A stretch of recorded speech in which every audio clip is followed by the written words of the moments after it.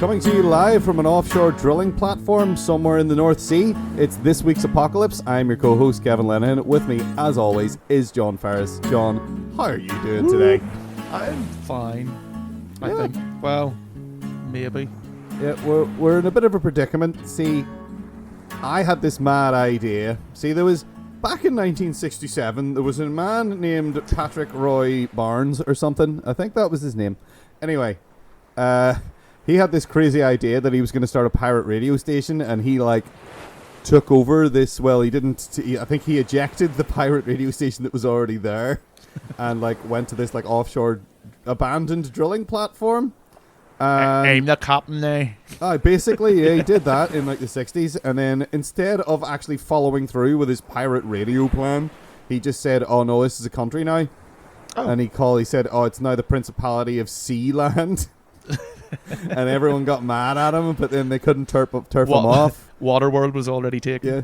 One time the British government, I think, took it back because he was away at the shops or something. It was like they left the place abandoned, and then he came in it, and then he waited until they left, and then he went back. It was like, right, I'm back here again. I think it only actually got sorted out. His son inherited it, and he was like the prince or something. He decided he had a whole family that lived there and inherited the place. I think it only got sorted out about 10 years ago. It was about 30 years. Yeah. So I thought, right, maybe the problem with him was that he didn't follow through on the pirate radio thing. Yeah. And I was like, pirate radio, that's pretty cool. Although, I guess he didn't bring any broadcasting equipment. He probably didn't. No, we brought equipment, obviously recording equipment. Now, I'd say the pirate radio of the future is, of course, podcasting, really, when you think about it. Yeah. Yeah, I mean, who listens to the radio anymore who's under 80? Yeah, I was going to say a lot of the older generation don't understand what a podcast is. It's like radio then. It's like radio, but you don't have to wait for them to be ready. Yeah. You do listen to it when you're ready. But yeah, so here we are out here. Now, however, there is a problem. Now, this place is sort of it's not in the best of nick, and it's sort of half submerged. Mm-hmm. In fact, the mess hall, I guess, where all the food and stuff is completely underwater. So anytime we want to eat anything or get anything, we have to don these extremely far-out looking spacesuits and just sort of go for a sort of a jaunt in there, which is bad because I can't swim, so that's a problem. Yeah. But on top of that, there's definitely something living in there under the water. Something larger than a fish. Yeah. And definitely intelligent, which is bad for us. Now, there's a bunch of bits of people sort of floating around on the water as well, which I guess I assumed the place was abandoned, but it might just be currently unmanned because, oh no, there were things in there. And the guy who brought us out here isn't back for 2 days. So we got to figure out a way to hold out until then. Now, we do need to go in there and get snacks at some point because we need our snacks. But, I don't want to get eaten when I do. So I have set up a little sort of educational sort of playlist, if you will. Excellent. Exactly. So we can sort of figure out exactly how to get in and out of there unscathed and maybe survive for the next few days. Maybe even get rid of whatever it is. Maybe even just banish them. Although I feel like if we get rid of them, maybe the guys who own the oil rig might come back. So then we'll just watch 3 movies about people who want to take over an oil rig. There's that one, Fire Down Below. Is that about an oil rig?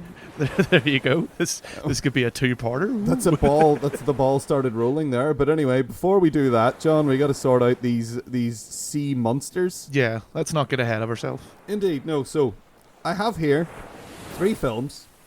Weirdly, exactly 3. I have Shocking. I have William Eubank's Underwater from 2020, quite recent, up to date on its biological field notes, etc. I assume. I also have Stephen Sommers' Deep Rising from 1998. Yep. Now, that is a while ago now, so that might be out of date, but, with the tagline, full scream ahead. Full scream ahead, indeed, which, I don't know about you, but before we started recording, I was just constantly screaming, so maybe that is a good thing. Yeah. Okay? And then we have Xavier Gen's Cold Skin from the year 2017. Yeah. Which is what I had when I tried to go into the mess hall without the suit. Indeed, you were a horrible greyish blue colour, but you look okay now. You've gone a nice sort of all over beet red. Yeah. So I don't know if that's an infection or a rash. Maybe there's something in the water, or maybe we'll just consider that a healthy glow. Yeah, it's the Irish skin. Indeed. It comes in white and bright red. Indeed, we're actually out here in, there's not a lot of cover on this rig, so we are sort of in the direct sunlight, so that's probably not helping. Yeah, we are pasty sunburning motherfuckers. So, well, let's just sit down now and watch these movies. Cool. Well, I'm getting starving now. I need Doritos and Cheez-Its. That's a thing I've heard Americans talk about. I think they're just Whatsits. I think it's just the American version of the Whatsit is the Cheez-It. Yeah, it's just like a puffy thing with powder on it. A bunch of powdered mess. Salty, cheesy powder all over it. Yeah, which sounds actually really good right now. Yeah, no, I want some. I know. Oh, gosh. But anyway, before we go and fill our boots and our bellies with delicious salty snacks, John, what did you think of William Eubank's Underwater?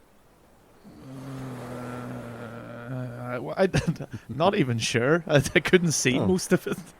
It was quite dark. Yeah, it's dark, and I can understand that they're trying to like show this underwater world and how it would actually look, and it's murky and you can't see 2 feet ahead of you and stuff like that, but I don't know, this movie, just even the bits that you can see, it just wasn't that interesting. And there was no like, the main problem I had was there was no real characters in it. They kind of really tried to take a shortcut from the very start. I read somewhere that she at the start, Kristen Stewart's character like saves a spider, which somehow got down into those depths. She saves a spider, and this is meant to be like the shortcut to like, you'll be on her side because she showed compassion or something towards this creature, and saved it instead of killing it. And that's the only bit of characterization. There's no like. I felt like I missed something because there's no like initial scenes of like getting to know the characters, getting to like trying to get some kind of connection before everything hits the fan. Yeah. There's nothing like that, and I don't think the characters are strong enough. Like T.J. Miller's character is just annoying and seems like he might have a like learning disability or something. Yeah, and maybe I feel like that's the kind of characters he plays. Yeah, his whole sort of demeanor is that in everything he's in. That's exactly what he's like in Deadpool as well. Except in Deadpool, he's more sweary because it's Deadpool. Yeah, but he's sort of the same character. Yeah, and in this apparently, I don't know if they were initially going to like CG out the toy rabbit and put in a real rabbit. Are you serious? Yeah, but they must. I don't know if they ran out of money or what happened. So he's just like, he has this like toy rabbit that he pretends is real and is like really meaningful, but it doesn't come across as that. Like he's giving it to people as if, oh, now you look after the rabbit, and they're like treating this stuffed toy like it's really important. That's strange. That's where maybe I thought you were going with the whole like thing that maybe he has like some kind of developmental disorder, or something. But now that you say that, they just didn't bother CGing in the rabbit. They probably looked at it, or they changed their minds. I looked into it a wee bit, and I can't even, like earlier in the week, and I can't even remember because I wasn't really that interested in this movie, to be honest. Yeah. See, I kind of exactly what you're saying there. That is kind of the big point, is that they don't establish the characters really at all, except with like throwaway lines. It's broad strokes. It's like like literally the captain is.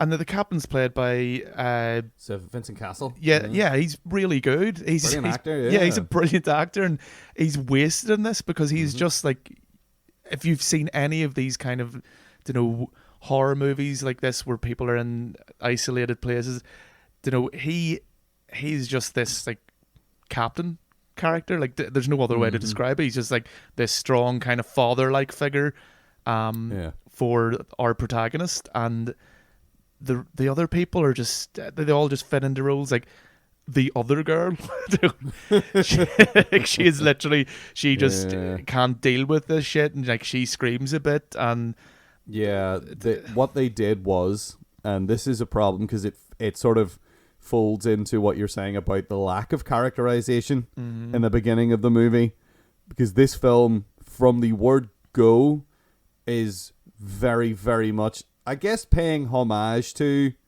is fair to say.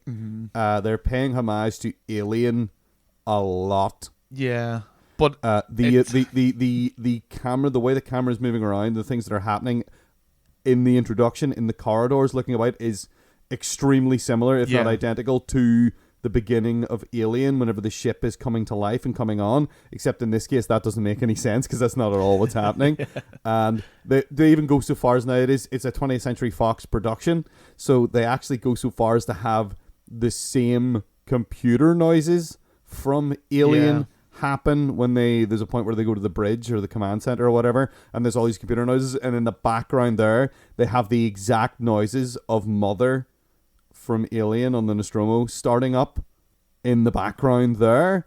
So there was it wasn't just like coincidental, they were intentionally looking at Alien. Now the problem with that is that the first like third of Alien is all about setting up characters and the scenario and letting you settle in, whereas this movie doesn't do any of that, I think, which is why they felt like they had to like, oh, let's have her rescue a spider to show that she's compassionate, because we need to get that out of the way real quick, because this entire place is about to literally collapse on everybody's head, and then we're just going to go. So yeah, everybody is extremely one-dimensional. Yeah. The CG is okay sometimes. Yeah. I'll say. I mean, they in the underwater scenes, it kind of works because it's murky and it's dark, and that always helps CG, and some of that stuff, again, there is times where it still looks a bit kind of crappy, but and I mean there's moments in it where they're indoors and they're walking about without the suits in the water, and it just annoyed me. It was just like, that water would be fucking freezing. Yeah, it's the bottom. We should establish it. They're at the bottom of the Mariana Trench. Yes, yeah. Like the water down there is like far below zero. Yeah, far below zero. The whole place is freezing cold, and you'd think like and like that water coming in should be flash freezing everything that is alive. And also like you're getting these leaks everywhere. And okay, I'm not an engineer, so I don't know that much, but surely if the pressure isn't, like, the pressure down there would be ridiculous. Yeah, they mention that's a large part of this, of like the difficulty of them escaping is the pressure and blah blah blah. Yeah, and they have something very bad happen to someone almost immediately. As soon as they mention, to really hammer that home. Yeah, they have someone horribly, brutally crushed by the pressure. Yeah, and they'd be like, check this out. Which I actually did sort of enjoy that in a way, and I don't mean that in a weird, sick, creepy way. I mean, like, I wasn't expecting them to do that straight away. Yeah. So I felt like that was kind of a good thing. Like, establish the threat of the environment is a good way to go. Yeah, because like even like everything happens very, very quickly at the start. Just as we're saying, because there's no character development. I was kind of interested, going, okay, this is a strange. I actually thought it was going to be like, oh no, she's dreaming this. At the start, when the whole place starts crumbling. That would have been sort of suddenly wakes up just as the water gets to her or whatever. And it was a nightmare. Yeah, and I was kind of glad. Okay, it's not going that route. It's like, okay, this is a bit interesting. We'll see where it goes. But they never managed to to get the characters right. They never managed to do anything with the actors. So it's kind of a wasted opportunity. But as well, like the whole thing with the pressure is kind of almost forgot about later, because if you have a weakness in that structure and there's water getting in and you see them walking about in these areas that the water is like kind of coming in a bit, it's leaking a bit, it's like surely the pressure would just, once there's a weakness, that's it. The structure is compromised, the pressure is just going to do the rest of the job. Under that kind of intensity, you would expect the entire superstructure to buckle, which it does on other places in the film. Yeah, it does, unless the character, they want to keep the character alive. They have the plot armor, so the whole structure, the whole bit of the structure they're in, then gains plot armor until they leave it. Yeah, until they're out of it, or until someone in it becomes surplus to requirements. Yeah, and then they can die. But it's just I don't know. Yeah, it's not very interesting. It's an interesting concept. Yeah, it's a good idea to be starting off with, and and I do like some of the places that it goes. Yeah, but ultimately, it's getting there is the problem. Yeah, the journey should be, a lot of the times, sometimes in a movie the journey is the point.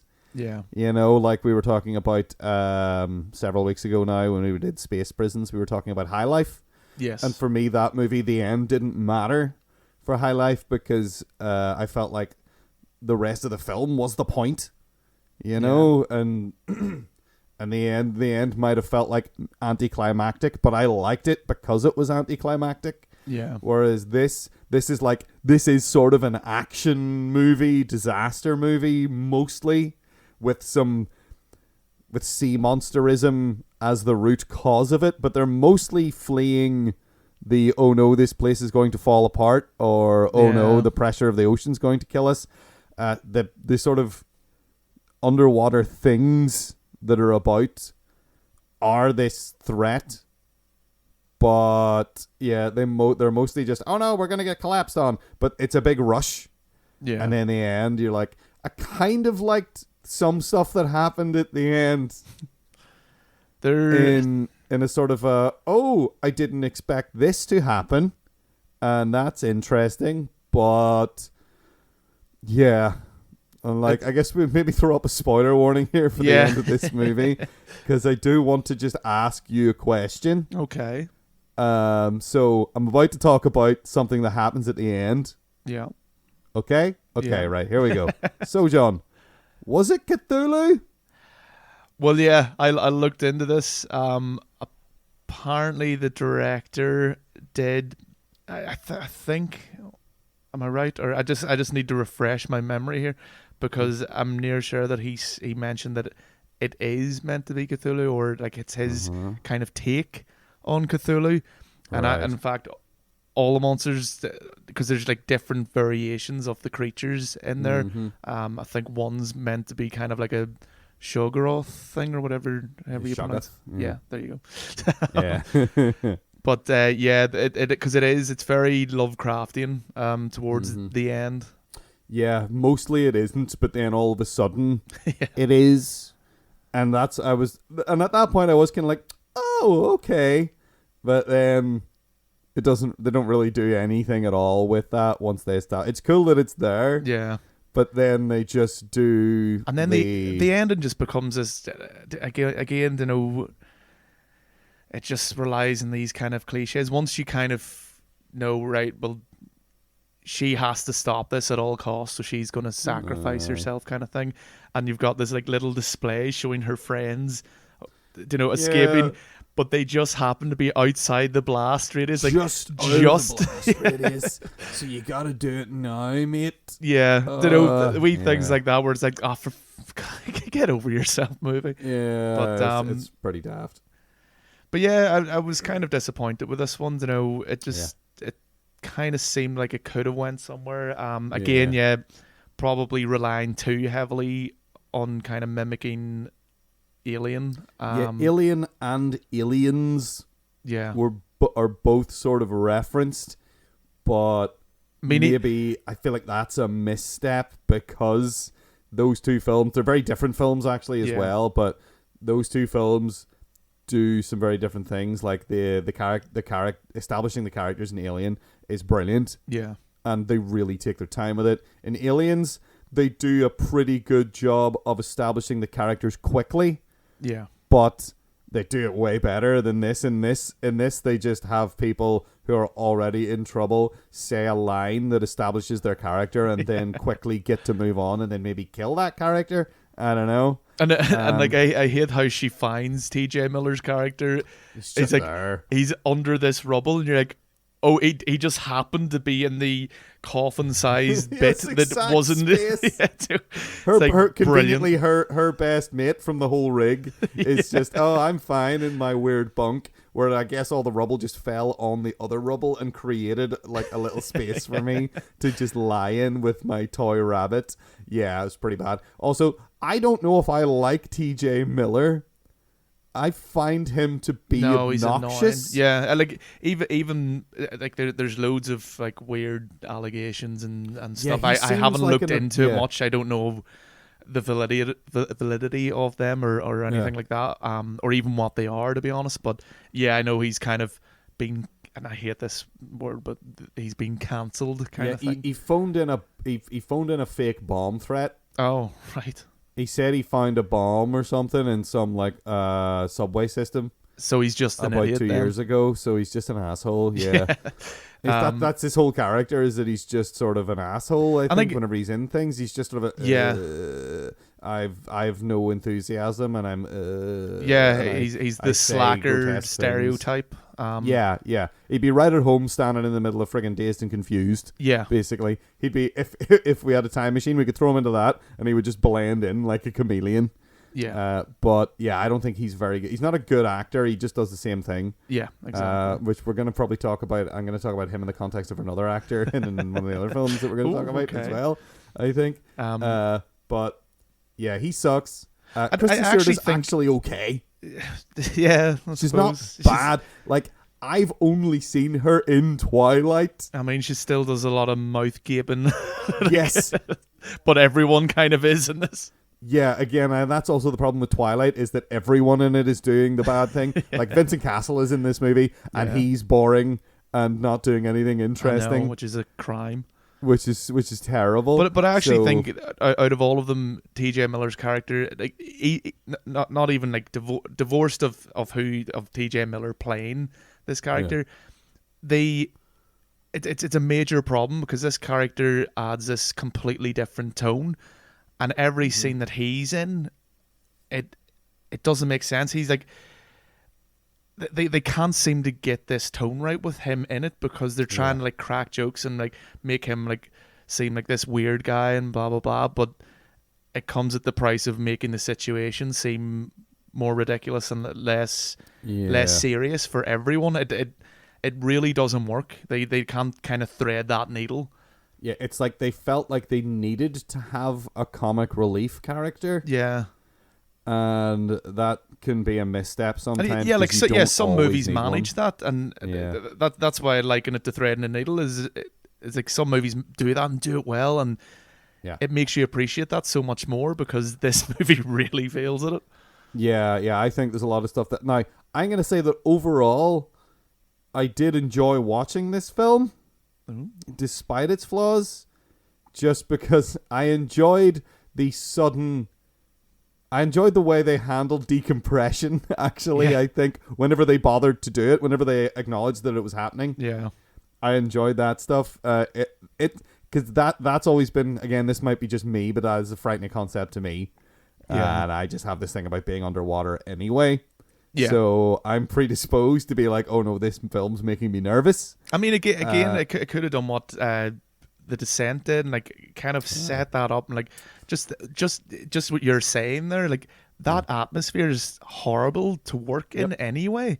Like have like half an hour, like have 15 or 20 minutes even of just, you know, them working down there, all these constant like creaking noises, and you're constantly just sitting there going, this is horrible.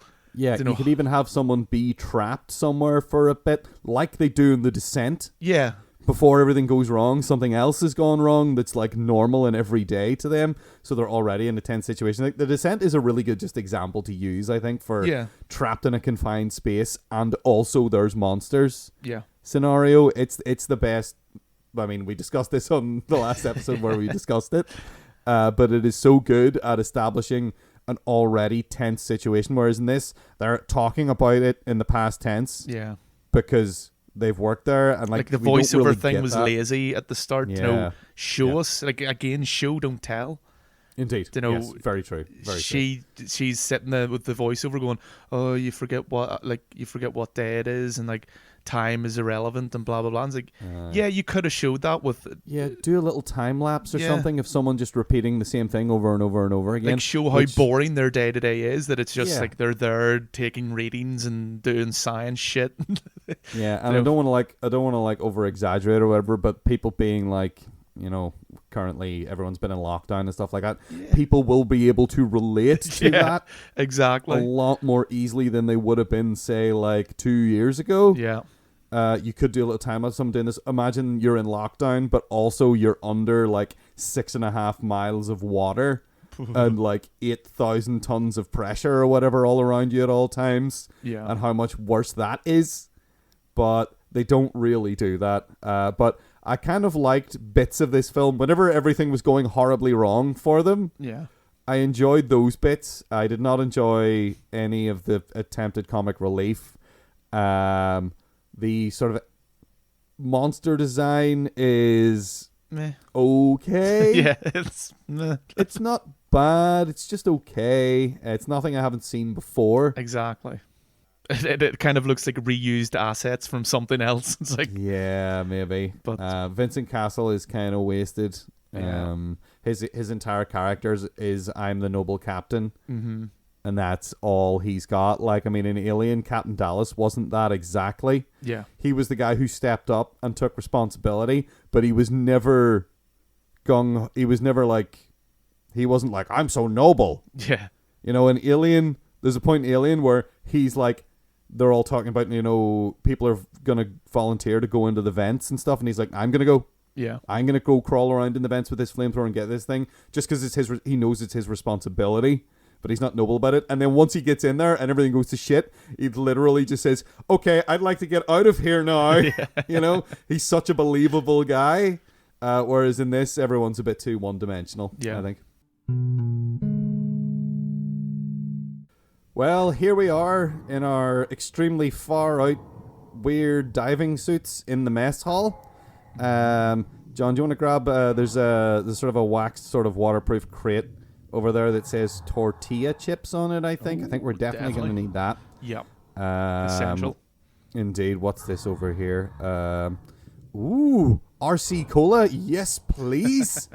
My favorite off-brand cheap cola that tastes like those sweeties. Those little cola bottle sweets that you get, but in liquid form. Yes, please. All right, I'm filling my backpack full of those. What else they got here? See if you can find some chocolates over there, would you? Yep. Cool. All right. I feel like, should we get some, like, I don't know, like protein or...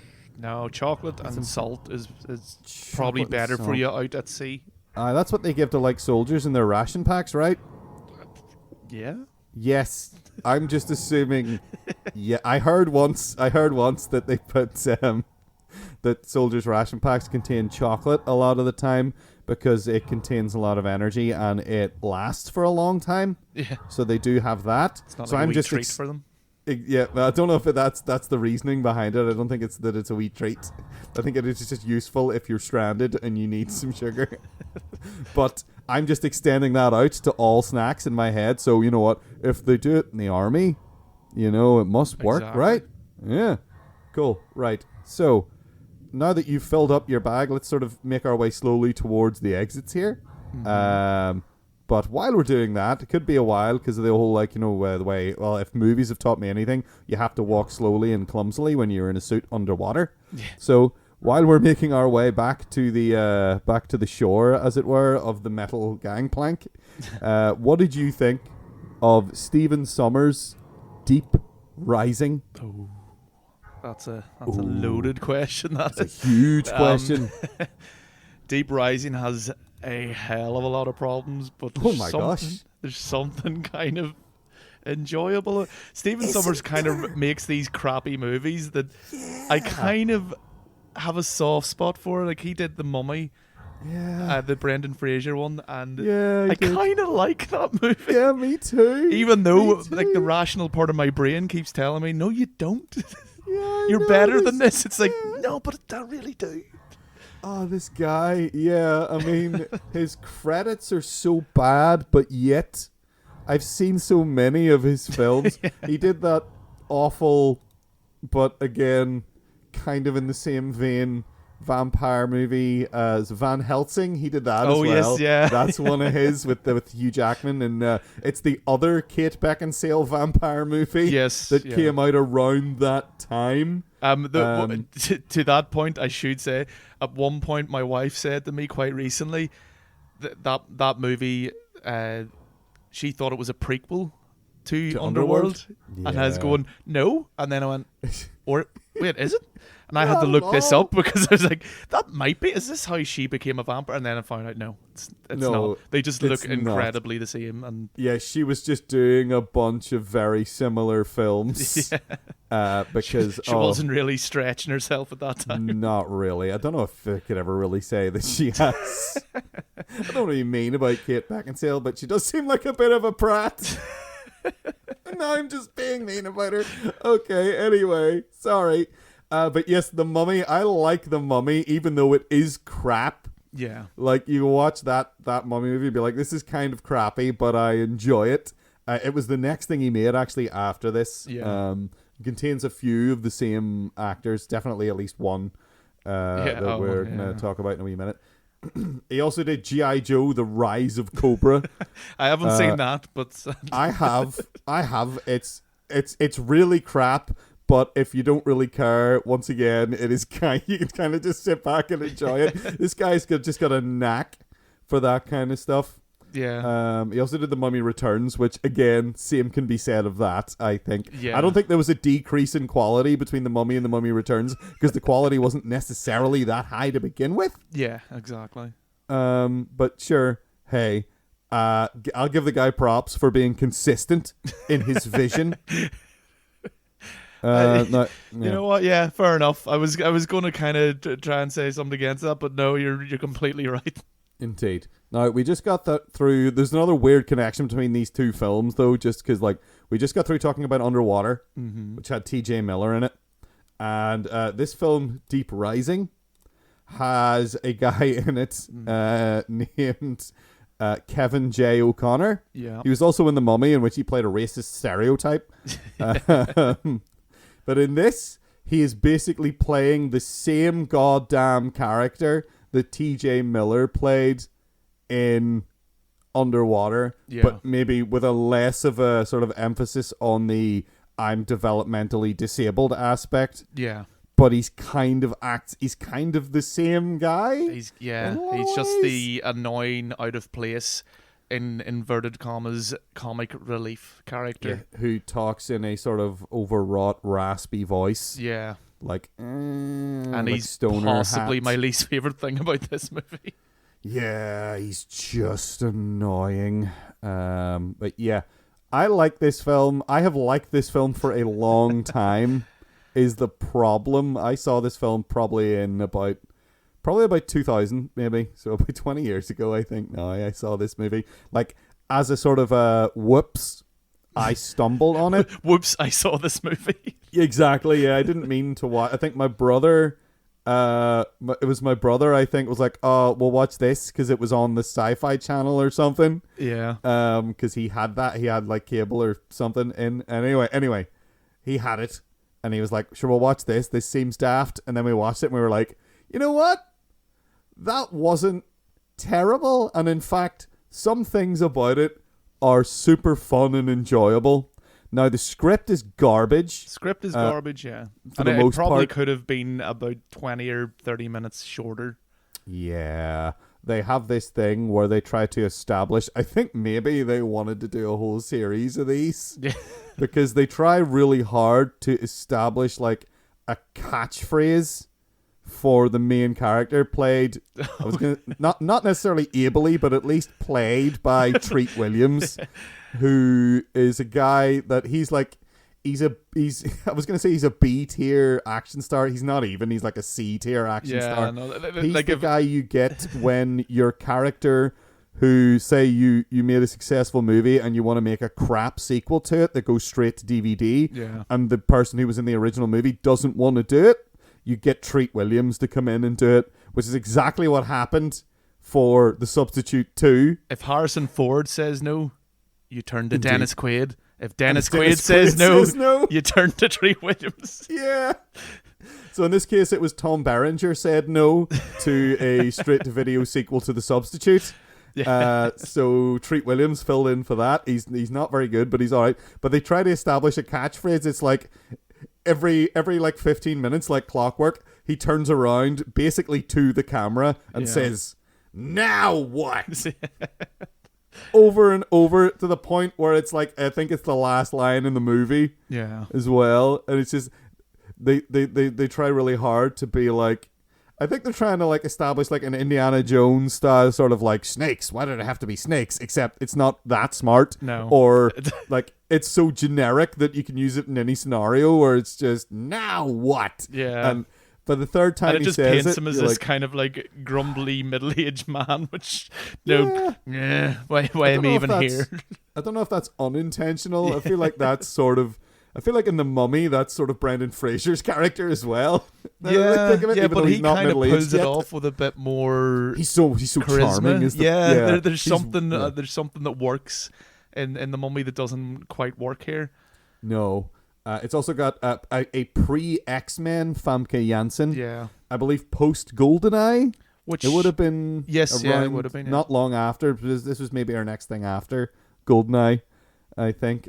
She is wasted, of course. But, you know, she whatever. really is, because her character kind of...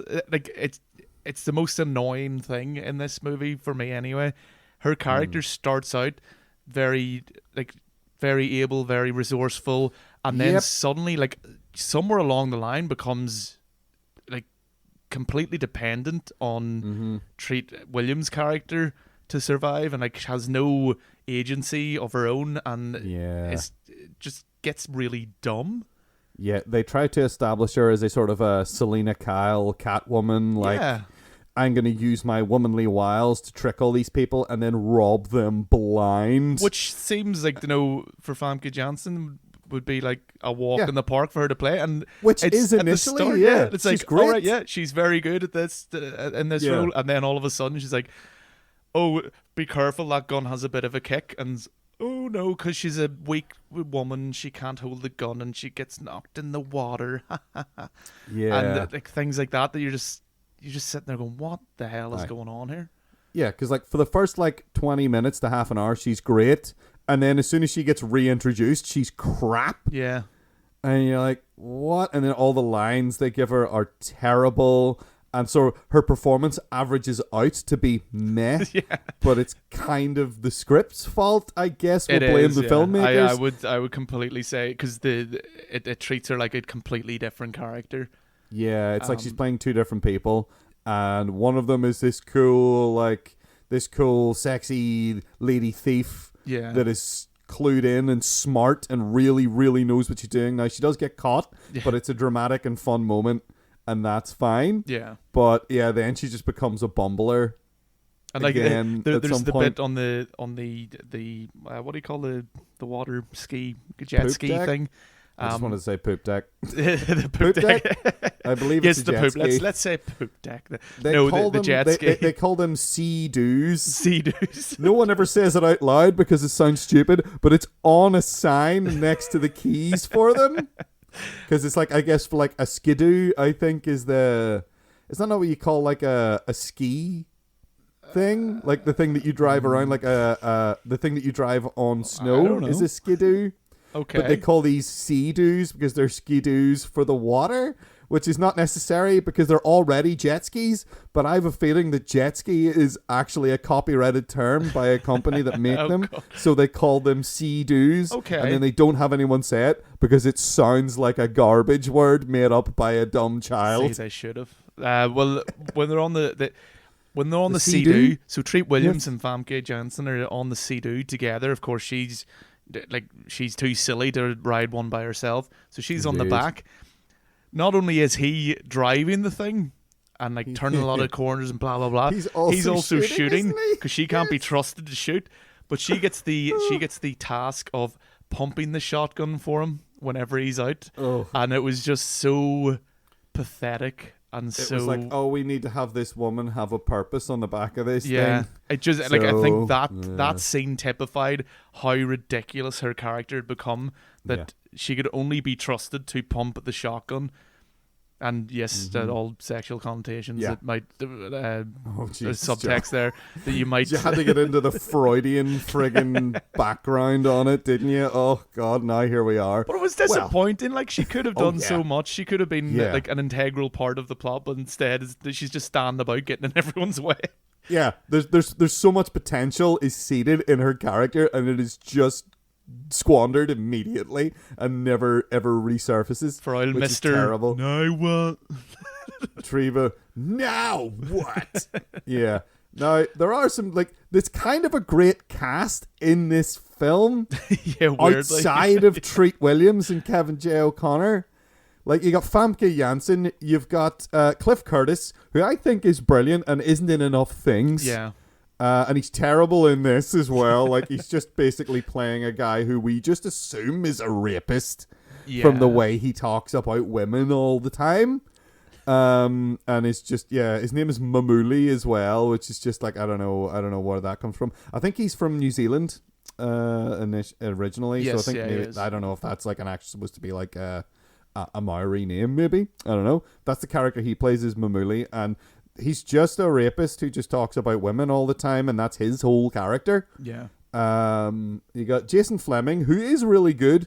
He's been in a few Guy Ritchie movies. English guy. He's a good actor. I've seen him be very, very good in other things. Yeah. Again, not so great in this. Yeah. Wes Studi, who you may remember from Last of the Mohicans. He's brilliant as an actor. He's kind of good in this, actually. He's playing this sort of grumpy, stoic leader. Yeah, he's like the leader of the mercenaries who Yeah. are generally just there to be fodder for this monster. Yeah. He's just sort of he plays a dick really well. I don't know if it's just like he has what you might call a stony demeanor. Yeah. He's got that chiseled, like, carved out of rock face. That just like it's just good for like barking orders at people and being angry with. Yeah. And he does it extremely well. There is actually a really good turn in this movie where he kind of dooms himself in a way that I super enjoy every time I see it. Because it is actually kind of a good moment. You'd kind of see it coming a mile off. Yeah. When he is, let's say, on his way out, as it were, and is given a chance to make it quick and wastes the opportunity on petty revenge. And they just have this great moment where with the click of the trigger that every time I see it, I go, ha! Yeah. And it is brilliant. So he's good, but again, he's as good as he can be in this, I'll say.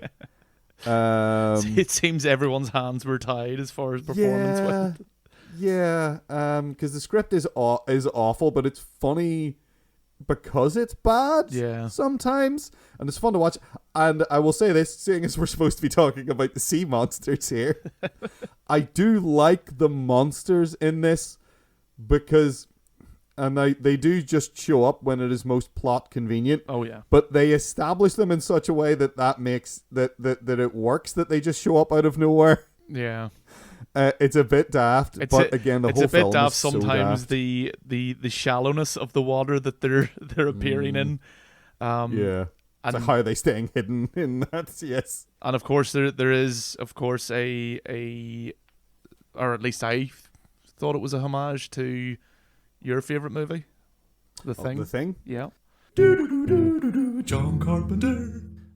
Which particular moment was it? The bit with the guys all half digested and screaming, going because it kind of looks like the. Oh no, I was thinking Bennings. whenever they're running away from the monster. You can't see the monster at this stage, and the floor, the metal grated floor. Yes, the boof boof boof like boof. pops Yes. up like the floorboards in towards the end of the and thing. the sort of the climactic scene of the thing whenever he's like trying to blow it up. Yeah. And it comes and gets the detonator. Yeah, like all the floorboards go there. It seemed completely lifted from that. Aye.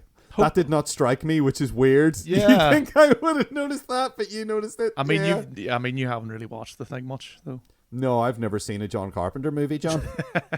He's not one of my very favorites. No. You should watch. I think you'd like some of his work. Do you think I'd like The Thing, John? Oh, all right. Well, maybe I'll give it a wee look. Maybe we'll. Only if it's for the podcast, though. I'd never watch a film outside of the context of our imperilment. So there's some good. There are some good. Like the CG's not great because it's 1998. No, it's terrible. Yeah, there are some practical effects. I don't know if I want to say the good practical effects, but they're the ones that I thoroughly enjoy.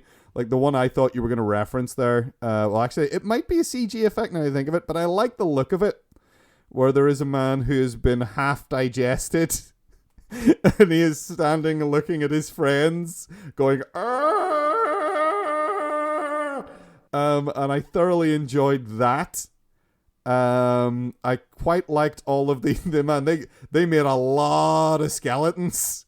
They made a whole ton of skeletons for this movie. There's lots of skeletonized, bloody sort of mounds everywhere. Yeah, There's one particular scene where they have just painted a whole corridor with weird pinkish red gore, and I really, really thoroughly enjoyed that because it was so nasty. Yeah. So I like that stuff. But I don't really like. I mean, the plot is just like a by the numbers. Let's have everyone get picked off one at a time. These are hard lads. Kind of Aliens. Yeah. Kind of thing. To the point where they even designed a special gun, just like Aliens with the pulse rifle. In this, they have a stupid little sort of spinning barrel, sort of mini gun, I guess you might describe it as, that they've made for this film. The plot, I mean, there's no point even mentioning the plot. It is that bad and that ridiculous. Like, it's almost self-aware in how stupid it is. Like, you're not meant to really think about the what do you call the guy who made this boat or paid for it, the owner of the boat, Mr. Canton, is doing this for the Canton, insurance, yes. Pretty much. Yeah, played by Anthony Held, who you probably remember as the guy that runs the asylum in Silence of the Lambs. Yes, yeah. He's that guy. He's been in tons. He looks like if Nick Nolte was in another dimension and hadn't ever gone off the rails. Yeah. Anthony Held is that guy. He's like the straight-laced, clean version of Nick Nolte, which is weird. Yeah, it's hard to imagine, but when you see him, you're like, oh, he probably would look like that, wouldn't he? Yeah. So there's a whole stupid plot with like, oh, this was a conspiracy thing, but they aren't expecting also monsters. But then the reason they went out and were going to stage it happen at this place is, it turns out, probably because of these monsters. Things go missing here all the time. Yeah. We'll get the insurance because things go missing here all the time. And then it's like, yeah, but why do things go missing there all the time, though? And then, monsters! So, yeah, the plot doesn't matter. No. The plot is incidental. The only thing that matters is they are trapped, and big weird tentacle things with mouths are trying to get them. Yeah. And then they just have various destinations that they choose throughout the film to move towards. And everyone seems to communicate by pointing guns in each other's faces. Yes, which is just like, man, you really hope they got good trigger discipline because they are not practicing gun safety at all. I will say that was annoying. And again, this is why I think the movie should be edited down, like cut another 20 minutes or so out of it. There's a lot of them just firing the guns randomly, and it for no purpose really. Like, there was a bit in it that kind of reminded me of Predator, but but almost in a bad way, in the sense that like when they start shooting at the predator in the jungle, and they're going crazy. Makes sense in the predator. You understand why they're going completely buck mad, and in this it doesn't. They're just doing it because they're dicks. Yeah, there's like is that the scene in the ballroom when someone first shoots one of the guns, and then they're like, and they just start shooting everywhere. Yeah, and I think that's just like the prop department, or like, we need to like, can you use these things more in the movie, please? It does seem like that, and it's annoying. It's just that like listening to guns firing is annoying anyway. It's just, it happens so much in this movie when it doesn't need it. But but again, like I mean, those aside, it's kind of that. This is like a dumb, schlocky, silly 90s movie. You get what you paid for, kind of thing. Yeah. It's stuff. It's kind of in my head. I put it right there next to Deep Blue Sea. Yeah. With it's like, this is really badly written and stupid, and it's a bunch of people trapped in a place getting attacked by sea monsters, essentially, which Deep Blue Sea, I think, essentially is as well, really. Even though they're sharks, but they're super intelligent sharks because of Alzheimer's or something. I don't know. But there's just some moments in that are just so funny because they come out of nowhere. Like, there's a point where Samuel L. Jackson gives like a stirring, encouraging speech to everyone. And it's like, we're gonna get out of here, and everyone, and it's like this rising music is like, like the kind of let's do this. And as soon as he finishes his speech, a shark just pops out of the water and eats him, and that's him gone. Like, this movie is just that writ large. That's the whole film. It's just that happening over and over and over again, and I do enjoy it. I hate the end, but I love the end because it's funny, because there's no goddamn way they were ever getting a sequel. Do you not know, a little spoiler warning here, that apparently Stephen Sommers was in talks to do, was it King Kong or something? And this was going to tie in with that. Are they going to try like a monsters universe? Yeah, so like they're still trying to do now. Again, I can't verify it. I just came across this, but that's why they end up on the island of like giant beasties. It's Skull Island, essentially, from King Kong. Oh my god! So the whole thing's kind of linked. So it isn't. It was intentional that they kind of end up there. But it's still a crap ending. It's a crap ending to a crap movie that, for some reason, every time I see it, I thoroughly enjoy. Plus, an annoying friend manages to get the surfboard and survive and you knew that was going to happen because he died off screen. Yeah, so just kill him off. He supposedly died off screen. Yeah, just kill off your annoying characters, people. Yeah, at least they had the good sense to do that in Underwater. Yeah. Well, the military showed up and tried to take back the old rig, which, I was worried about for a second, but I mean, as anyone can predict in a scenario like this, they're now just a bunch of shredded mush in the water, which doesn't bode well for us. Well, they went in kind of aggressive, Maybe there's a lesson to be learned here. Yeah, maybe be subtle. I don't know. Maybe don't start nothing, won't be nothing. Is that it? I don't know. Is that the lesson? Is that the lesson that we learned when we watched Cold Skin? John, what did you think of Cold Skin? I didn't really like Cold Skin, to be honest. There was just something really... I can't even put my finger on it. It just seemed off. Again, it's kind of very much like Underwater, where the characters just didn't seem to be there. There was like a weird kind of... like the passage of time didn't seem to be communicated too well. And Ray Stevenson was all right as Gruner for the most part, but I just felt like the other guy was kind of quite bland, and I didn't really get a sense of who he actually was or why I should care. But I mean, there's some good moments with it. The seamen attacking every night was. Did you just say that on purpose like that, John? What are you talking about? Did you just say Can you say the word again for me, please? What were the things that were attacking? The seamen. Oh, seamen. Yeah, the seamen. Oh. The beach was covered in seamen.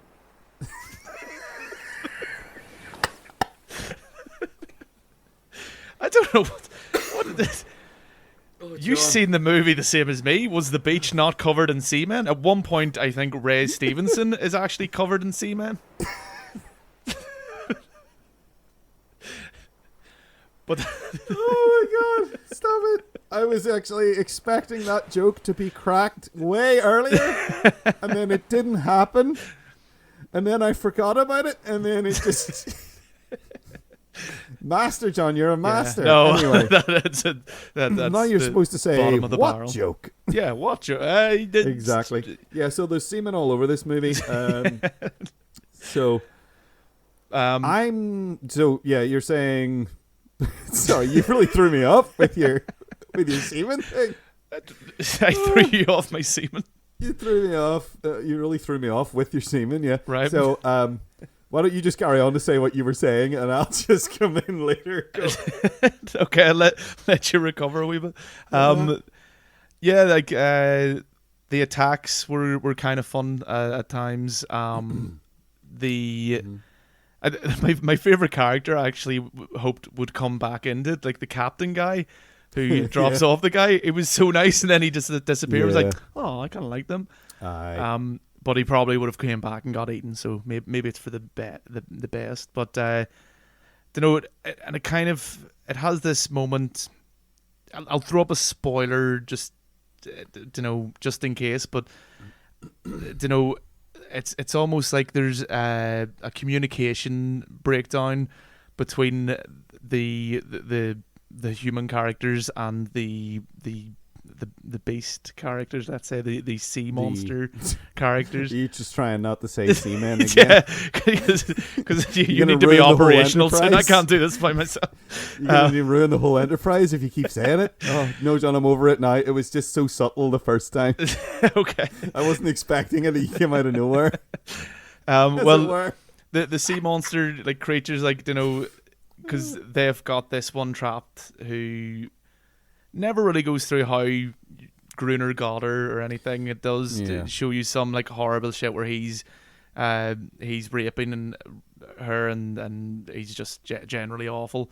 And it might be the reason the things are attacking, but it doesn't really go into it that much or that deeply.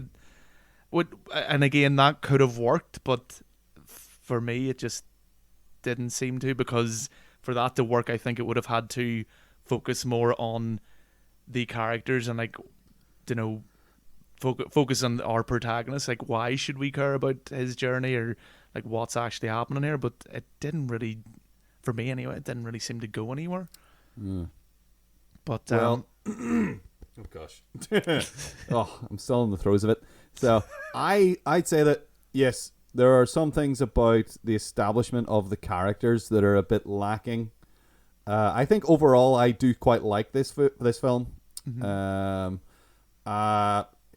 It's got sort of, it's very much drawing from a certain kind of H.P. Lovecraft or like oeuvre, but also it's more the sort of like Robert Bloch end of that.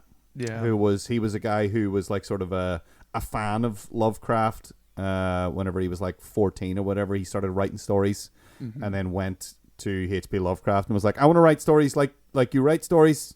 Yeah. And then he's the guy that... Only hopefully without the racism.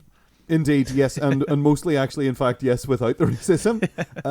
Because he's the guy from whom all of the sort of... Whenever people talk about Lovecraftian beasts and monsters, and you see pictures of them that people have drawn, it's Robert Bloch is the guy who wrote the stories that describe the things. Like he wrote a story just called Shoggoth, which is a creature that Lovecraft had talked about before, but then Robert Bloch wrote a story in which there were Shoggoths, and one is there and is described in pretty good detail. Same with like, this is sort of the more sort of Call of Cthulhu, Shadow over Innsmouth sort of thing in this one, with like people who are like strange sea creature human hybrids. Yeah.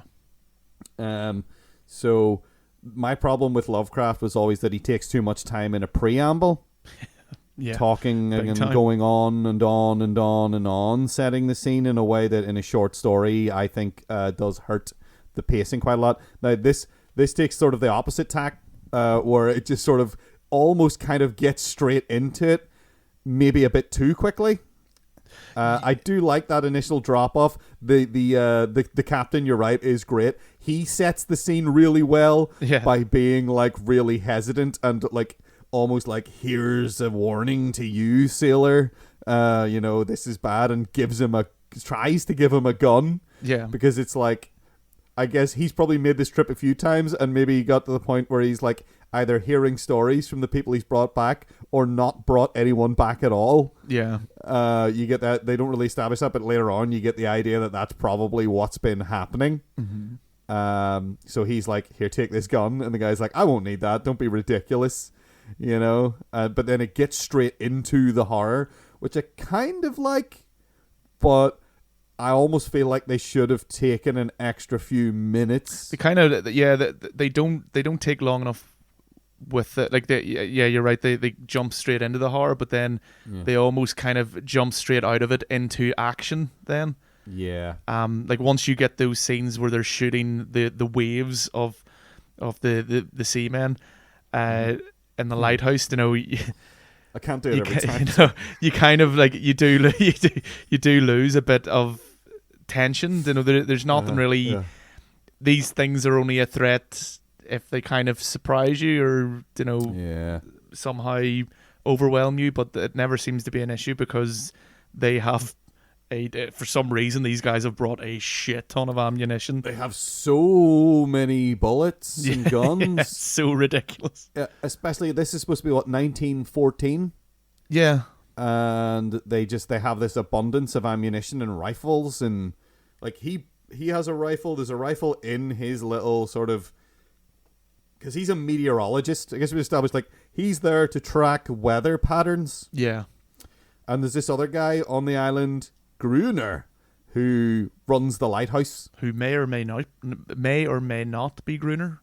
Yeah, they do this thing where he never talks about Gruner. He never says me. Yeah, he always talks about Gruner. Yeah, like as if he's talking about himself in the third person. And you see like there's like scratched into a wall. It's like under like a little waterfall. It's like Gruner owns this fountain. Yeah, and stuff like that. This guy's clearly like unhinged. Yeah.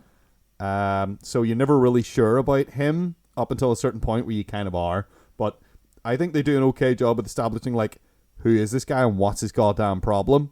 Mm-hmm. Because there's something up with him outside of the fact that he's been on this island attacked by beasties. Yeah. A lot. Something else is going on. He is damaged goods. Yeah. But you're right. They don't understand. They don't really get too deep into the character. I guess who we'll call our protagonist, because he's a narrator as well. Like he's writing things down, and we're hearing that narrated by him. So he's our protagonist. He is credited as friend. Yeah, because that's what Gruner calls him. He just tells him, "I'm going to call you friend," but he doesn't say it in a friendly way. He shouts it at him, and you're like, okay, that's really odd. This guy is really weird.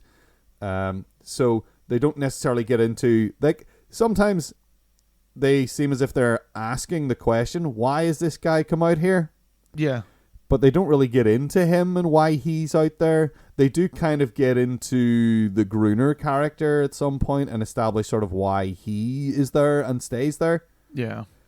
But I don't think they do enough of a good job throughout the movie of establishing a good reason for the character, the main protagonist, to become attached to the place, really. Yeah, he just doesn't seem that interesting. Like I found myself kind of drifting off, like to kind of losing interest in the plot, because there's really, like, it's very simplistic in a sense that they're being attacked by these sea creatures, and every night, and then it stops for a while, and they're trying to work out why is it not every night, which again isn't even addressed. As I said earlier, the kind of passage of time isn't really communicated too well, apart from like he grows a beard at one stage, Yeah, there's a jump. There's a jump of, I assume, about a week, maybe. Yeah. I don't know how fast other normal people's beards grow. I think we've got a bit of a... I think we're just like... The two of us are just weird hair-generating monsters. Yeah, so like, that was an afternoon. Yeah, it was maybe, yeah, I don't know. But cause that's why I thought, because he's clean-shaven when he arrives, and then there's a jump where he has a sort of a longish beard, I guess. Yeah. That I assume in movie logic... I assume is supposed to communicate to us months, but to me it's like a week, maybe. I mean, I'd be interested in... I don't know, have you read the novel of this? I haven't, because no. Apparently the protagonist was... In the novel, he is a former fighter for the independence of Ireland. Okay. He's not... Because in this, it's kind of... It seems like he's... going there to escape. Is he fled like the revolution? Yeah, he's fled like the Civil War. I don't know. I don't know anything more than that. It's just a wee bit that like just when I looked into kind of the briefly the synopsis of the novel. That would make sense in the time period if it's 1914. Yeah, exactly. To know, maybe he did some stuff and he's afraid he's going to get got for it, or maybe he's just fleeing the violence. Yeah, or something like that. Again, you know what? I'm now just trying to visit intentions on a character from a book I haven't read. Yeah, from the movie that it's adapted. And it's changed obviously a lot because that character's not Irish. Yeah, but to me, this the sort of the general storyline and the sort of the flow and the pacing of the story and like the sort of repetitive circular nature of their days there, really not the movie version, but the book, weirdly. Once again, we're talking about a book of it before a film, of I Am Legend. Oh, yes. The book of I Am Legend. It's a very similar pattern and kind of a similar structure and almost a similar story, really, of someone. Yeah. Although in I Am Legend, he's the only person left. Yeah. Whereas in this guy's voluntarily come out to this place, but in I Am Legend, it's the same thing. It's during the day, we do the work, I do the chores, I fix up the defenses in preparation, set everything up for the night's attacks that happen every night. And that is sort of the sort of middle third of this movie is sort of that. Yeah. It's very much the I Am Legend sort of loop of we're doing this and we're going on and we're looking after things and we're getting fatigued and slowly more and more and more worn down and stressed out by the whole thing. And I did enjoy that bit of the movie, I think, most when they were doing that. It actually reminded me, like, retroactively, I guess, or because I saw this before, but of The Lighthouse. Yes, yeah. And that, like, that's sort of almost what that film is about. It's about isolation and repetition and the driving towards insanity. And through I was going to mention The Lighthouse and something. It's kind of almost unfair, I suppose, to compare this movie to it, but in that it does a really good job of kind of really setting the mood, getting you into this repetitive lifestyle that they have and this mundane existence, but they do it in such an interesting way that it had me captivated. Whereas this, it was kind of the opposite. It felt like I was kind of getting bored of the movie as opposed to, watching the characters kind of change and watching them get bored of their existence. I was getting bored of my existence. Yeah, watching someone become bored doesn't have to be boring. Yeah, exactly. Which The Lighthouse is the perfect example of. Yeah, because that film is just... I'd say when I was watching The Lighthouse, I was transfixed by the whole film. Even though it's about two people doing monotonous things over and over again and not getting on very well. Yeah. Which this film is also. But I like... Oh, it's hard to say. I like Ray Stevenson in this movie. I think he's great. I think he is perfectly cast in this film as an angry, grumpy, violent person. He often plays violent characters. He was in if you've ever seen Rome, I think it was a BBC production, was it? He was in which he played a character called Apollo, I think. Paulo or Paulus. I don't know. It's been so long since I saw it. Saw it when it was on TV, like, I don't know, 15, 20 years ago.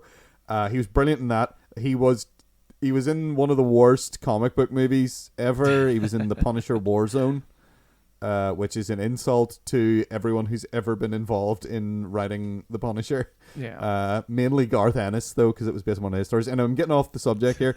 Ray Stevenson has been wasted a lot, and I think he's very, very good in this film. He's a real good imposing presence, especially when he's just walking or strutting around nude for half the film and just grumbling and growling and roaring and then suddenly being violent and insane. I think he does that brilliantly.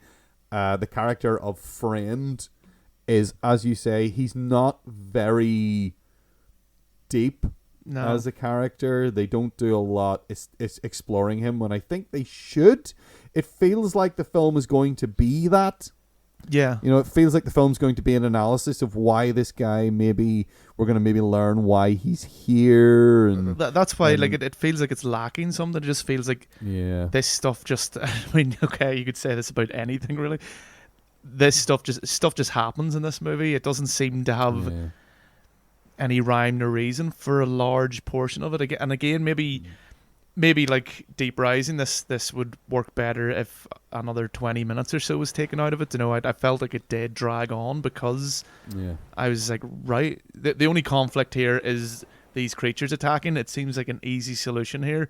Give them back the lady one that Gruner is mistreating, and let's go home. But he won't do that because he's I mean, I think they do a decent job establishing that he's the kind of asshole that won't do that. Oh, yeah. They do a good job with that, with justifying his sort of... But again, there is a point where you're just like, why doesn't the other character, who now has extremely well armed... I mean, it's a bit brutal, but just shoot him. Yeah. And the nightmare, I assume, will end... At least attempt to, you know, you don't have to shoot him, but you can threaten him with a gun and go, dude, letting this lady creature go. And just back up. Yeah. But no. But I mean, they do a good job of establishing why Gruner won't do that. In fact, they explore his backstory way more than they do the protagonist. I mean, they have him find things, and we learn, you know, about who he really is a little bit, and maybe actually based on a photograph, why he has abandoned the world and come to live here. And maybe why he maybe has nothing to go back to. So he's just digging in here because it's all he's got. And again, that could have worked. That could have been enough. But I don't think the writing is good enough for it to actually kind of lift the movie and like kind of make it that bit more interesting. Yeah, maybe. Well, I'll say that I still quite like that and I enjoy that. I enjoy Ray Stevenson when they put him in things. Yeah.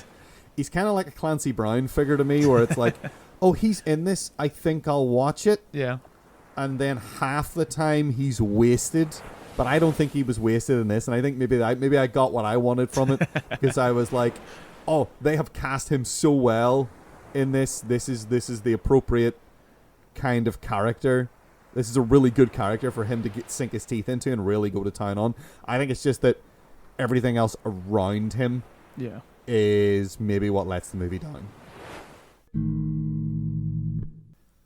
Well, John, here we are once again. We're standing on the seafloor in our really cool diving suits. Yeah. I mean, my plan was, you know, let's just walk to shore. Now we're about 3 feet off of the platform now, and things are moving out there, and I'm starting to get a little bit nervous about it because I don't really have a plan yet. Yeah. About how we get from here. I mean, there's land, as far as I remember, it's about 20 meters that way. Mm-hmm. But it's so dark here at the bottom of the ocean that, you know, anything could be in there. I mean, walking kind of worked for some people. It did indeed. In underwater. Yeah, but before we get to that, and I know our air supplies are very limited, John. Yeah. But before we try and figure out the best way to proceed, Huh? Let's talk at length Let's about, talk about what movie is better. Yes, John, exactly. Is that what you want to do? Is that your decision why then? not? All I right, mean, John. Okay then, John. Mr. Bloody, I'm just going to stick my oar in and be like, I'm taking over. I'm taking over, and now we're going to figure out what the best movie is, even though this is urgent, John. Well, you're using even more oxygen now, complaining. Oh, what? Well, then everyone knows you use more oxygen when you complain than you do if you just true. talk. That's true. That was definitely. I think that was the plot of Gravity, wasn't it? That's what that was about. I used a lot of oxygen when I was watching that film. That's what happened there. All right, John. Then, so since you're so insistent, which of these did you think was the best movie? Then, well, for me, it's an easy one because Deep Rising, I kind of got some enjoyment out of. Okay. The underwater and cold skin just left me a bit cold, let's say. Ooh. Like the bottom of the Marianas Trench, or the skin, the titular skin in Cold Skin. Yeah, it left me with like pressure in my head that it felt like my skull was crushing. Indeed. No, they just, as far as the writing and just for me, it's mainly about the characters, and Deep Rising has a major problem, kind of changing Famke Janssen's character, which huge. Annoyed the hell out of me. But it's huge. I mean, it's such a huge contrast in a character that they spend so much screen time in the first third establishing this character for no reason, because then they just go, she's not that person anymore, and all of a sudden it's wild. But even with that, like, you know, I felt the characters, there was more characterization in the characters in Deep Rising than there was in Underwater and Cold Skin combined, which is saying very, very little about those. Yeah, well, yeah. You know, a lot of the Deep Rising characters are kind of like, a lot of them are cardboard cutout, like they're because they're only there for fodder. Like, you've got the guy who played Kano in Mortal Kombat, who is basically just Kano again. Yeah, he's the same guy. He's an angry, violent Australian who swears. The end. That's it. That's all he is. And most of the mercenary guys are that. And then Treat Williams is just weird. It's just like it's just bizarre. And that's kind of what turned it for me. Would you? I don't know about you. Would you have a similar? Is it Deep Rising for you, or maybe? I have this deep affection for Deep Rising because it's a film that I have seen regularly, like over the last like 20 years or more, since I first saw this film. It is kind of crappy, but it is very sort of, it's adorable in its crappiness. You know, when it's shit, it is kind of, but there is that problem again. Let's just call it the Famke problem, or the Janssen conundrum, perhaps. The Janssen conundrum. I like that. They cast someone, like, theoretically, for the character that she's playing in the first chunk of the movie, she's really well cast. She actually came in later as well, because apparently it was meant to be Claire Forlani or Claire Forlani. Yeah. She's not a very good actress. No, she's not. And she's not as good an actress as Famke Janssen. No, she was meant to be in it initially. Playing. Oh, we should also mention the character's called Trillian, which is it's just a strange word. It's a reference to Hitchhiker's Guide to the Galaxy. And the only reason she's called Trillian, that's the girl in that. Yeah, that's not her real name in Hitchhiker's Guide, though. No, but this girl is actually it's a silly called space people name. Yeah, it's her nickname. Okay. But yeah, this woman's called Trillian for some reason. But apparently Claire walked out after just 3 days due to creative differences with director Stephen Sommers, and I'm wondering were those creative differences her basically going, why the fuck does my character get brain damage? Yeah, what happens to my character in the second and third acts of this movie? Yeah, so that is a problem because she is set up to be this really capable like thief. You expect her to be like at some point later when you see her and start to think, oh, she's going to be like crawling around in air ducts and doing like cool thief stuff later, right? It's like, how do we open this door? We need someone to get into this duct and disable blah blah blah blah. It's like they set it up like it's almost like, okay, right, this is like, let's put this in the ultimate nerd context of if this was a D&D game, she'd be the rogue. She'd be the person that like you're going through the dungeon and you got your guy up front twatting people with his big hammer and you get your wizard at the back throwing shit, and this other person in the middle, he's like, I don't know what the fuck I'm doing, and then suddenly they're like, suddenly you're just like, there's a door here and we can't get through it and it's got all these runes on it, and then all of a sudden she steps forward and is like, just give me a minute, lads. And then also secretly she's robbing them all at the same time. And but that's what they're setting up, and then they do not deliver on it at all. So that's a problem. But I thoroughly enjoy Deep Rising a lot because it's so crap, but it's fun. He definitely does. He has a knack for making these like crappy movies that I just... Yeah, because The Mummy is exactly the same. The Mummy's not a good film, you know. The Mummy's not winning any like awards for screenwriting or cinematography or anything like that. But it is fun to watch and is the best of the modern Mummy movies, because let's not even talk about the one that came out last.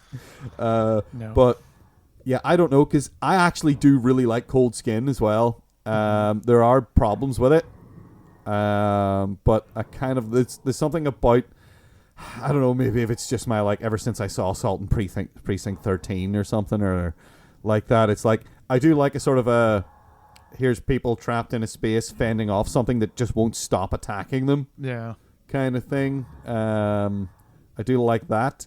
Underwater is so just whatever for most of it. It's very forgettable as well. Yeah. I said this about something last week, which I can't remember. And it's just very appropriate. And I remember Underwater will not stick in my... I think like in about a year's time. We forgot what happened in the final third of The Cave, except for the terrible, terrible, terrible, terrible ending. Yeah. And already... I've even less in my head about that movie. You know, I think the same thing is going to be it's going to be said about Underwater. Like in a year's time, if someone says, "Oh, have you seen Underwater?" I'll be like, "Nope." And then they'll even describe it and I'll go, "Nope, never seen it in my life." It is such a perfectly forgettable, vague title as well. Yeah. It's Underwater. You're like, was that... Because you'd be forgiven for being like, saying like, oh no, John, you have seen Underwater? And you'd be like, was that the one about the alligator? You're like, no, John. No, it was not the one about the alligator, but I can see why you might say that. No, you're saying it wrong. It's Underworld. Underworld with the vampires, yes. Yeah. No. Yeah. So it's kind of forgettable. I think I have to go with Deep Rising as well. Yeah. Because it's goofy and it is entertaining. Yeah. It treats its female characters terribly. But everybody's kind of treated terribly, but they're particular. There is another female character. There's one other female character in this movie that we completely forgot about because she does nothing. Oh, yeah. And then is just gotten rid of. Yeah. Just... also, performance is just the worst. Awful. And there also seems to be something between her and the Joey character, the comic relief character. That's his girlfriend, apparently. Yeah, he is so, like, they mention it later on in the movie when they get back on the boat and she's not there. And he isn't that upset that she has been horribly eaten and digested alive by a big tentacle monster. It's almost shrugged off, like yeah, but her performance is possibly the worst performance in the movie. Yeah, it sounds like it sounds like all her lines are dubbed over, which might be true. That might be just because of the environments that she's doing her lines in are quite loud. There's water flowing everywhere a lot of the time when she's like fixing the boat and all that stuff. Yeah. But her performance is terrible. But again, she's not given a lot to work with because the dialogue in this film is just dire. But it's fun. It's it's consistently, once things kick off in it, it's consistently fun. Yeah. Even when it's terrible. It's one of those ones where, like, if you watch with the right person, you can have a bit of a laugh with. And exactly. I wouldn't say it's for everyone. It definitely isn't. There's definitely people will just bounce off this and go, what the hell? This is complete rubbish. And they're kind of right as well. Yeah, they are. Yeah, I'm not going to... That's the thing. If I was discussing this and, like, let's say we had another person on here who was, like, into, like, highbrow cinema, and they were maybe talking about, like, well, let's talk about Cold Skin and how at least one of the characters is somewhat explored, and nothing in Deep Rising even approaches that. Yes, they would be right. And I would respect their opinion that maybe Cold Skin is technically a better movie. On a technical level, I think Cold Skin is a better movie than Deep Rising. And then in the same way that I think Underwater might also technically be a better film. Yeah, I mean, if you're going to go into shot composition and cinematography and stuff for these three movies, then yes. But Deep Rising was the one I had the best time with. Yeah.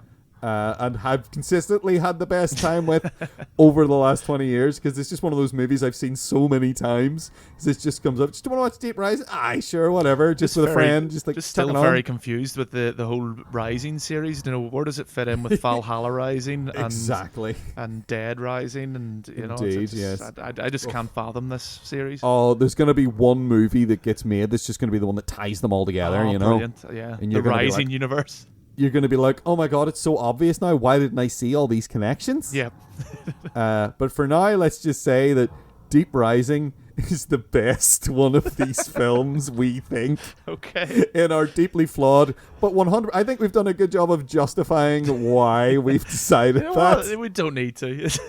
Yeah, I was almost going to go with Cold Skin, but the more I think about it, the more I think I definitely like Deep Rising a lot more.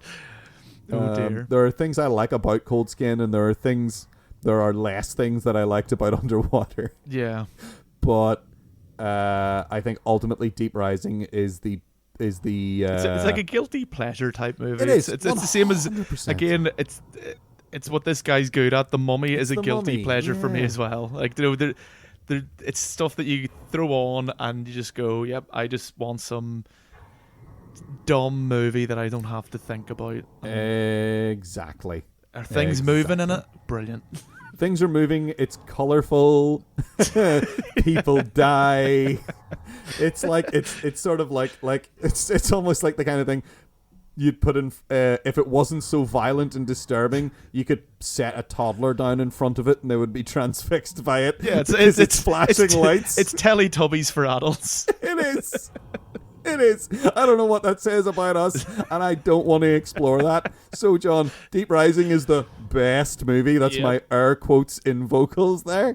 So, John, now that we're set about here with this task ahead of us of crossing the ocean floor, which of these do you think gives us the best advice about traversing the depths? Well, I mean, if we go the Deep Rising way, we just have to find a Sea-Doo or whatever you call it. Sea-Doo water ski. That's jet ski. Jet ski. Right, well, here we are at the bottom of the ocean in our stupid, oversized underwater suits, John. Yeah. So I'm not really good at that. Luring them into a space and blowing it up is something that is explored in both Deep Rising and, in fact, all three of these movies. All three of these, yeah. Actually, that's come to think of it, maybe this is how you... Maybe this is just a general consensus of how to beat sea creatures. Yeah, because they try to do it in Cold Skin. Yeah. But it doesn't... It works, but it doesn't sort things out. Yeah, the seamen resurface. The semen resurfaces. Yeah, the semen float to the top, as it were. No, I've done it. Oh, we're so lowbrow. No, it's great. That's why we picked Deep Rising. It's the best movie, John. So it doesn't work for them, and it just becomes this atrocity rather than it doesn't end the war between the two. No. Ultimately, I feel like the lesson in Cold Skin is make peace. Yeah. Because it is kind of that. Don't kidnap people.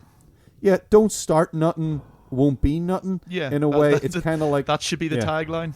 Indeed, yeah. Like, it's kind of like Troy in that, like, the whole thing about, like, the Siege of Troy is that they have Helen of Troy in there. I feel like there's a wee bit of that going on. I like, thought it was going to go down that angle, back, actually, a lot more. Near the beginning, once like it kind of established, that he had her there, I was like, I wonder will they touch on that, but they don't really. Yeah, yeah. But they also do a weird thing with, like, she is almost free to leave but doesn't. Yeah. She's out nooping about on the island, and like she's wearing clothes and stuff, and she's caught between the worlds in a way, and that she's almost gotten used to it. Like, he refers to her as a dog at one point. And that's how he treats her, as if she's an animal, but she has all these human qualities as well, and that's why it's so in fact, he refers to them as toads, I think, is what he calls them as a species, whereas John has established that they're actually seamen. So the lesson in Cold Skin is maybe to make peace. No, and the other ones, it was blow up things. Yeah, see, you've got 2 out of 3 here saying blowing things up is the way forward.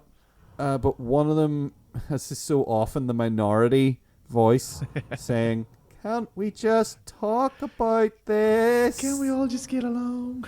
Which I want to engage with that voice, I think, more than lure these people en masse into a small space and blow them up.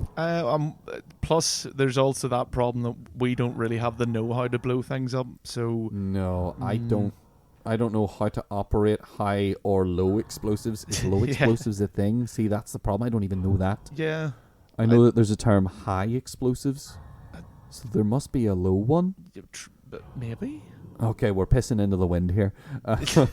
So I guess I think by default then Cold Skin wins because we're crap at blowing things up. And right. So hold on. So what we need to do then, right? We'll go back up to the rig and we'll get a desk or a table, right? We'll get some snacks because we need snacks if we're gonna have peace talks. Yeah, we need snacks. Once everyone's all stuffed and starchy and they all want to go to sleep, that's the best time to get people to agree to things because they just want it to be over. Yeah. So we'll get a bunch of tortilla chips and cheese. Cheese is good. Some dip, some salsa. Ooh. Right. We'll lay it all out on this desk underwater. We'll invite the sea things to come here. We'll get them good and fattened up, and then we'll tell them they can't leave until they sign the peace treaty. Sounds good to me. Okay, great. That's brilliant advice. Yes, extend the olive branch of cheesy, salty treats. As usual, that's the solution. Awesome. Thank you, John, for helping me in my journey. I'm definitely going to win the Nobel Peace Prize for this. Yeah. You can stand behind me on the stage when I accept it. I will put your name on the ballot. I don't know. Indeed. I don't know how. I don't know how Nobel Prizes work. I don't know who decides. There's a Nobel committee. I don't know who decides, but if anyone's listening and they know how, who was the most peaceful this year? Yeah, who was the most peaceful person this year? Kevin I don't know. Was pretty damn peaceful. I was pretty damn peaceful. I possibly in the future signed a peace treaty with the sea folk. Yeah. Maybe the man-eating monster sea folk, and now we live in harmony like Aquaman. Cool. Yeah. Awesome. Great. Nice. Thank you, John, for facilitating my raising to the higher echelons of politics. Cool. Well, that's all we have time for this week. We are on Twitter. We are at 7-Day Apocalypse. That is at numeral 7-Day Apocalypse. You can email us at filmcast@thisweeksapocalypse.com. That is filmcast@thisweeksapocalypse.com. We are also uploading full episodes to YouTube, so you can go and listen there if you like. And alright, so let's just set this stuff up. We'll ring our little bell, our underwater gong, or dugong, as I've decided to call it. The dugong of peace. Okay, why not? Bye!